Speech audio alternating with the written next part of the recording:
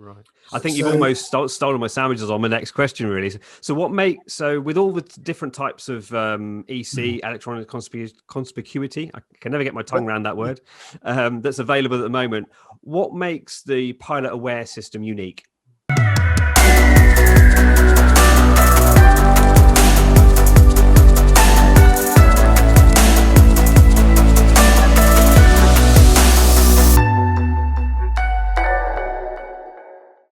Hi and good evening, everybody, and welcome back to my channel. Another interview for you all. There's a product there called PilotAware, and I thought it'd be really good to get a little bit more information out there. So I'm going to bring in the gentleman who's behind the team. I'll just get him to introduce himself and a little bit about his aviation background as well. So over to your good self. well, hi, Giles. Thank you very much for that. My name's Keith Vinning, and I've been flying since around about 1974, because I guess that's what you want to know about. And I actually started off flying hang gliders. Wow. So that was 1974. I had a McBroom Argus, I think was the first one, and then followed that up with some highway hang gliders and other things. So spent like the 70s flying hang gliders, and in 77 we put a Sawmaster engine onto a highway Scorpion, a Super Scorpion. And that was kind of like, that was it for me, because it was then started to put some motors on other things. I was selling highway hang gliders at the time. We put a trike onto our highway and hang glider, and basically the microlight industry was formed down there in Tredegar. So yeah, been flying most of my life, spent most of my life as well in the telecoms industry, 49 years. Yeah. And, done a lot in development. So basically when I retired 5 years ago, I needed something to do. So I met up with my partner, Lee Moore. He's the clever guy behind PilotAware. And basically 2015, PilotAware was born. You've talked about PilotAware. So what was the background? Why did you see a need for PilotAware? What was the genesis? What was that moment where you said, we need that product?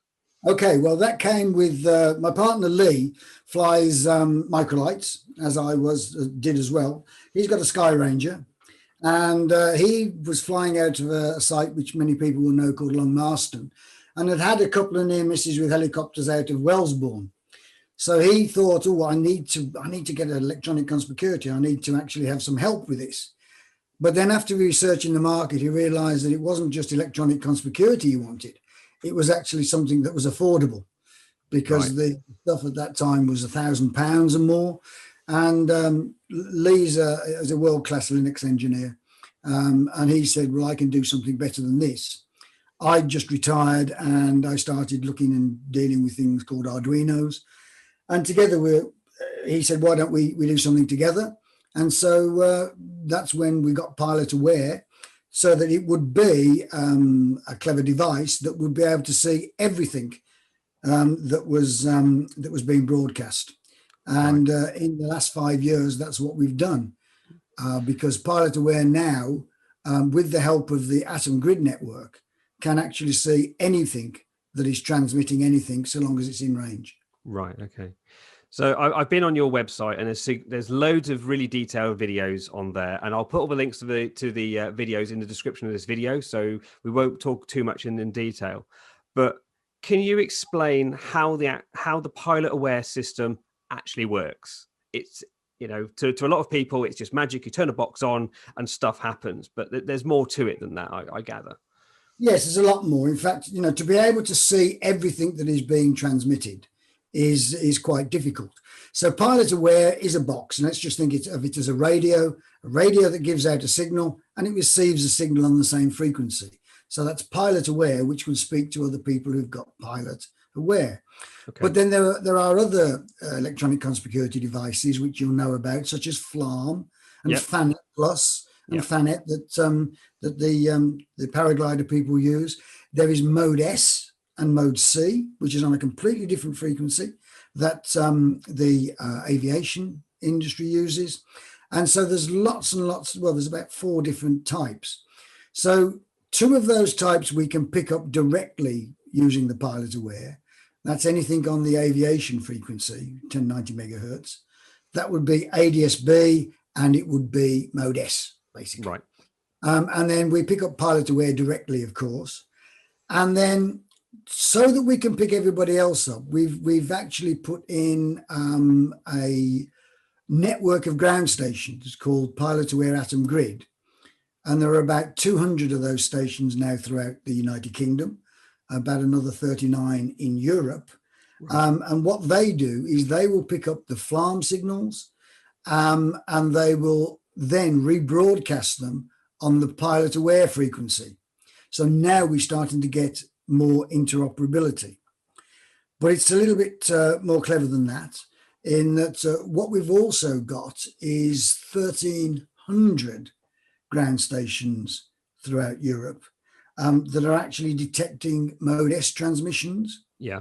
And they use a technique called multilateration, which basically you might not have heard of. But if I said it uses triangulation, you will probably know from detective stories and films that if you have your mobile phone and three stations. I have heard of multilateration, but my aviation background was more heavy engineering based as opposed to the light avionics base. So I'll have to trust you on that one. So basically what we do is we use multilateration. So now when we pick up a mode S, which doesn't give out a GPS coordinate naturally, we actually are flying along and we ask the ground station network, what is the latitude and longitude of that aircraft? Now we do that by picking up its unique ICAO code, which every aircraft has, and we match that with what we pick up directly, and then we actually ask the multilateration network, what is its latitude and longitude? Now this multilateration is used by EASA, and wide area multilateration is used throughout the world to pick up jets, but it's never been used to actually be fed into a light aircraft cockpit, and certainly not for 320 pounds. Right. I think you've almost stolen my sandwiches on my next question, really. So with all the different types of EC, electronic conspicuity, I can never get my tongue around that word, that's available at the moment, what makes the PilotAware system unique? Well, it's unique in the fact that we can see everything. We can see everything. Nothing else can. No other single device sees everything. And we do it at a phenomenally cheap price. That's £320, including the government, VAT. Right. And, you can get other devices, but nothing is anywhere near as feature-rich as PilotAware, nor at that very, very low price, which, of course, was our mission to start off with. Yeah. I wanted to put something back into the industry that we love, the flying industry, and we've kind of done that. And it is this link with the ground stations as well that is absolutely unique and absolutely key, because nobody else does that. Now, I've seen from your website that there's a lot of products which are focused on the general aviation background and the microlight world. And a lot of viewers on my channel come from the lighter free flight world. Does the PilotAware cater for the lighter end of the market as well? Well, yes, it does. Just to show you that this is a PilotAware Rosetta. Okay. I've seen them on quite a few microlights, yes. Yeah, so microlights have these a lot, and you can either fit them on the dashboard or better still hide them away and put external antennas on, right? Because that will give you a really good range, probably 30, 40 miles, or more we can get if you have some external antennas on. But what we have been doing is we've got this product here, which is called Rosetta DX. You can see it's much smaller. Tiny. Yes, they're very, very small, 32 grams. Yeah. And that actually goes on to drones, more of the professional drones. But we have actually got the same kind of thing in a box that we are, this is just a prototype, but it's the same kind of thing in a box that we can put onto parachutists when they jump out of their jump planes, so they can be picked up. Maybe the first one and the last one has one of those next to that they've all come down. So they could be fit to paragliders and paramotors? They could be fitted to paramotors, paragliders. And we're also using those on professional drones. The drone market, and for the drone market, read paraglider market in a way. Yes. The drone market is flying low and it is also flying where at a point whereby you may not be in range of a ground station. If you're at 4,000 feet and you're flying over the Midlands, you're going to be in range of about 5 to 8 of our ground stations. However, if you're on a paraglider ridge soaring at, say, the Malverns or a small hill, the South Downs, then there's going to be times where you may not be in range of a ground station. Yeah. So what we have done, or what we're doing, is we've got the software such that if somebody has one of these on their paraglider in a proper little box and maybe fitted to your harness, then you will be transmitting a PilotAware signal, which will be picked up by a ground station. And I'll show a picture of Steve Yu flying his Sky Ranger and picking up a load of paragliders on in West Sussex, probably with Planet Plus. Yeah. Now, the thing is he's picking them up because he's in the sky and he has got a line of sight. He can see them directly. But another paraglider further along on the next hill up might not be able to pick them up directly. However, what he can do is rebroadcast it from the air. So it's acting like a relay, in effect. It is acting as a relay. Right. And we tested this out last year in the summer, and we had a drone flying along in a field at about 50 foot. And I was 9 mile away at about 1,000 feet, picked him up and then relayed it back to Weston, which was about 40 mile away. Yeah. And then that gets relayed to the network. Okay. And so this we're calling SkyGrid, and it will mean that every PilotAware unit that has the software upgraded will act like a ground station in the sky. We can't afford satellites, no, but the thing is that we actually try and use innovation to overcome any problems. By the end of this year, we hope to have 300 stations in the UK through the community, helping. So we'll have the 300 stations in the UK, but there will also be, maybe at any one time, 400 or 500 aircraft in the sky. Yeah. All being able to talk to each other. Yeah. And to be able to say what's going on. So the way this will work as well with my partner, not Lee, but another partner, Chris Gilbert, he flies autogyros. And the guys who fly autogyros like to fly really low. Yeah. So what he wants to do is he wants to be able to be in a position where he will be told about everything that's around him. And he doesn't want to be out of range of a ground station. But with SkyGrid, he will be transmitting to the aircraft that are higher than him, saying, here I am. And oh, by the way, I can't see a ground station. They will say, don't worry, because this is what you're missing out on, and then rebroadcast it down to him. Now, you've talked about low flying there, and that's a lovely segue onto my next point of view, my next question, in that military aircraft don't like being seen by radar. They don't like being high.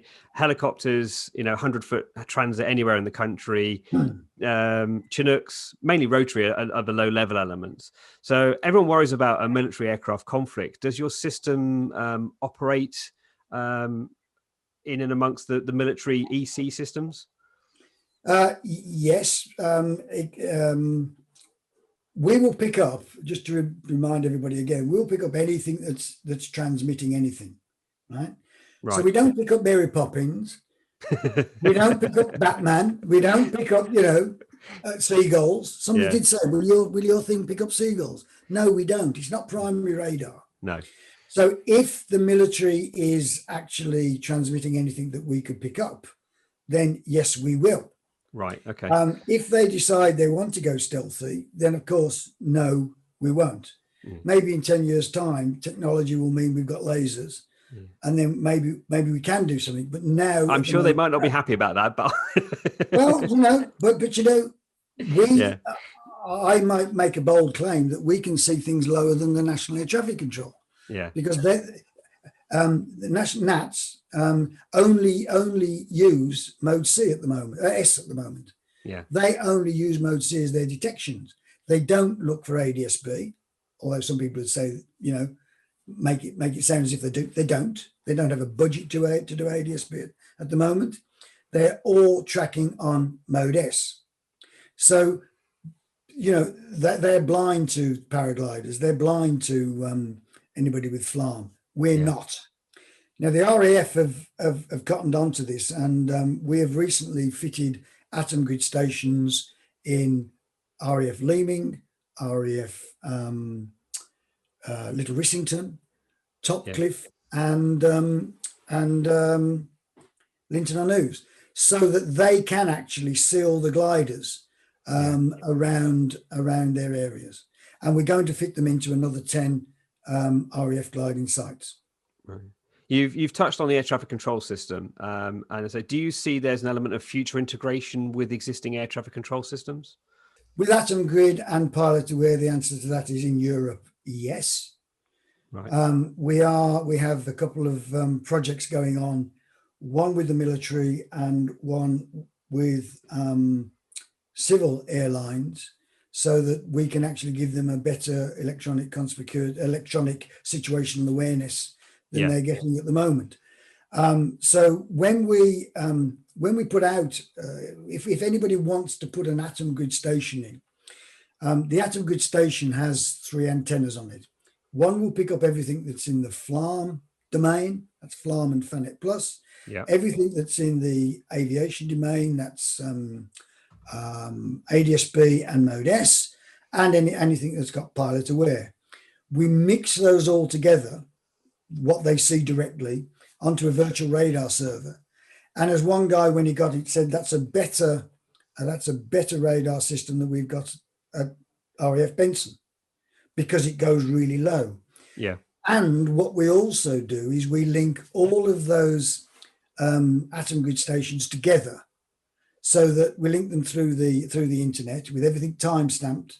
And so basically what we've got is a distributed network that will actually see lots and lots of aircraft.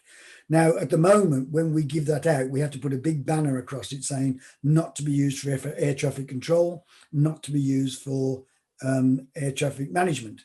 Right. Okay. But it can be used for situational awareness, as we are doing some trials in Europe. I think you've touched on a few of my questions I've got already. In that you've said, what is it, 239 stations at the moment, and you're expanding to over 3. Or you're aiming for 300 by the end of 2021, aren't you? Are these stations going to be 24/7, 365? Yes. The way it works is that everything we do is with the community and for the community. And so basically, when somebody wants to put one of these stations up, we will provide the electronics for free. So we'll provide a free Raspberry Pi, which is the single board computer we use. We'll provide a free radio bridge. We provide free software and free SD card and a little case. And then their contribution is that they will provide the antennas, and they will provide the cable, which I can have made up for them at cost and provide at cost. So it's this community exercise. And the majority of the sites goes in, the majority of the Atom Grid units go into gliding clubs, flying clubs, the RAF, or people's houses. And if anybody wants one, all they have to do is to get in touch with us at atom@pilotaware.com, or just support@pilotaware.com, and we can add them to the list. And since Christmas, it's gone a bit crazy. Yeah, because I'll leave those details in the description of the video if anyone wants to get contact with them or check out the PilotAware website. Okay, that's good. Well, since Christmas, it's gone a little bit crazy because we've offered for every gliding club that has got an OGN site there at the moment, we will upgrade it totally free of charge. Yeah. The OGN, for those that aren't aware, is called the Open Glider Network. Just for clarification. There's lots of 3-letter abbreviations in aviation, isn't there? Not everyone's aware of them. So I just thought I'd expand that out for those that aren't aware. Yeah, so basically, if anybody wants one, we will provide some financial assistance, but you'll have to do it yourself as well. Yeah. But I've had a contact with the paragliding clubs up in North Wales, and we're trying to get some sites up in North Wales so that they can actually have them on hills or wherever. Some of their members have got houses that are pretty high, so we can actually improve the network. Fair enough. So it's very, very much like self-help. Yeah. And then, we will get a really, really good network. My target, by the way, is 400 by the year after. You've touched very, very early on. You touched on the drone element. I personally hate that term because I'm a model flyer. I fly model aeroplanes. Drones are these horrible things that are autonomous and just do their own thing and cause issues for air traffic control. In the UK, there is a huge model flying community, over 38,000 users that fly model aircraft. Do you see it as a viable option that model aircraft will all fly with these, or just the site will just say we're active? This little thing here, one of the applications for that is to actually put it onto one of the really large jets. We live not far from Long Marston, and when it was open, every year they closed the airfield for a couple of days and had the big jet. I used to fly them as well. So yes, I can relate to that. and boy, those things were scary because they used to fly really fast, and they force equals mass times acceleration, and they got quite a little bit of mass, and the acceleration was fantastic. So they used to NOTAM it, and the thing about drones and NOTAMs is we believe that that's an old-fashioned way of doing things. Closing airspace. Closing airspace between the Isle of Wight and the mainland so you can do a COVID delivery is a bit old-fashioned. If you had one of these on, of course, on the drone, and then it was linking to the ground station or it was linking to SkyGrid, then everybody would know where it is. Okay. But so just to say that we don't know everything. And when it comes down to the lighter side, the paragliders, the hang gliders, although I've got many hundreds of hours hang gliding in my youth, I don't know what they want today. So if anybody in the paragliding industry thinks that it'd be a good idea if they had a little thing like that they could put on their leg and they could show everybody where they are, that would be quite good. But what else is it they want? What else do they want to have put on their iPad, to be put onto their iWatch, to be put onto their headphones? To basically get that information back to them. To get them back to them, yeah. I mean, do they want to know that their mate's skying out 6 thermals away, That's the thing that sells. Safety doesn't sell, I'm afraid. And there's not a lot you can do in a paraglider if you're on a cross country and a PA-28 aircraft is coming at you at 140 knots. And you're actually putting a beacon out saying, "Here I am, don't crash into me." There's nothing you can do. Maybe spin around, big ears, pull yourself down. But the concept, you're sharing your knowledge now. You're giving. But the thing Mark is, Asquith would be proud. I remember Mark. The thing is that paragliders going cross country are not going to crash into each other. I know there's some of those videos where they do, and you think, "Was you awake?" But paragliders are going so slow and very slow relative to each other. So you want a beacon on there, very cheap, and that would be inexpensive. Very cheap, just to say, "Here I am, don't tread on me," and that's getting back also to the ground network and being rebroadcasted to other people as well, or being picked up directly by PilotAware. So if you've got this far in the video, thank you for saying this far. We'll use that point to anyone in the lighter end. If you've got any things that you'd like to be incorporated or could be incorporated, please get in contact with the team at PilotAware. I'm sure they'd love to hear about you. To bring this sort of interview to a close, and clearly there's a lot of passion going behind this product. And if money was no object, what would you do to make the UK sky safer? If you could write that blank check to go, "I want to do this," what would you do? Well, it would have to be a very, very big check, I'm afraid. Because, if you were starting again, absolutely starting again, what you'd want is a standard frequency that everybody used. Yeah. But what's happened is that what the aviation authorities don't seem to realize is that there's no one system meets all. what is needed by a paraglider pilot is totally different than what is needed by a 747 pilot. And a 747 pilot, if he wants to have fun, probably is a paraglider pilot. Yes. But I know a few of those. Yeah. yeah. But the reality is, what you want for a 747 to keep the 747s apart is totally different from what is needed by a paraglider pilot.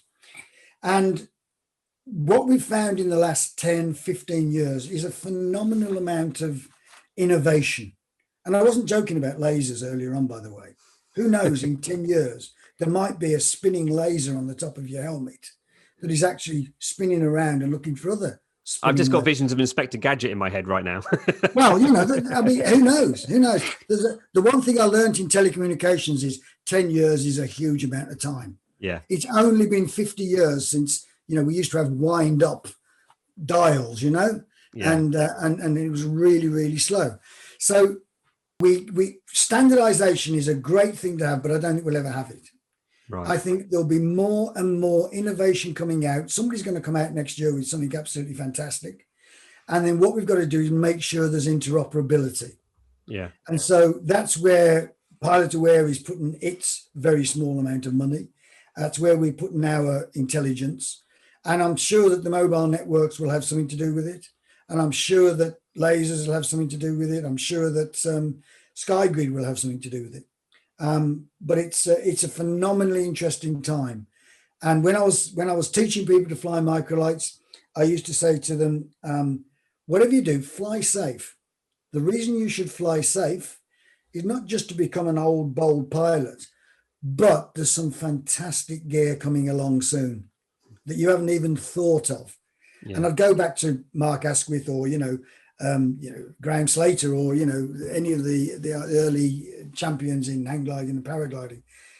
We would never, ever have dreamed in 1973 of the things like the Swift, the Swift hang glider, or the Archopolis or whatever it's called, that the Swiss one, the real flying wings. Okay, we had the Mitchell wing in the late 70s, but the stuff you've got now is absolutely incredible. So my parting shot to everybody would be fly safe, because there's some fantastic stuff coming along. So Keith, there's a lot of detail in there that you've given us, and I'm sure your website, there's a load of YouTube videos that you've created to visually explain to this. I think if we were going to do this in detail, any more detail than the limited questions I've sort of got tonight, we'd be here for 3 hours, really, wouldn't we, explaining the micro detail of how your product works. So everybody who's watching this, there are links in the description of where to go to the PilotAware website, and all the YouTube videos are on there. But from me and the viewers that are watching this interview, Keith, thank you so much for your time. I really do appreciate it. I know you're a very busy man. You seem, I get the feeling you're busier in retirement than you were when you had a day job. So from everyone on my channel, thank you very much. And you actually have not nicked my phrase. My ending phrase is, so until next time, everybody, fly safe.